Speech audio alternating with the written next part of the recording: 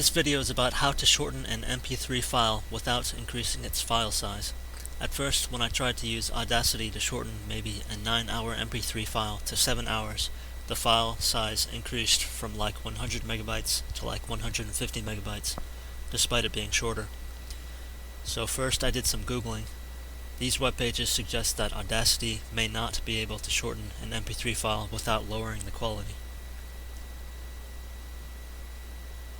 Instead of using Audacity, I searched for how to do it with some basic program called FFmpeg, and so far my experiments have worked. This post looks interesting, but I didn't try it.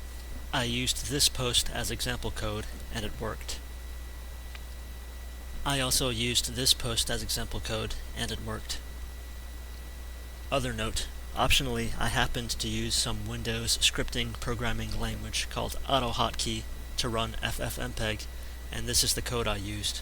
Other note, here's a post about the -c parameter versus the -codec parameter. It says they're the same.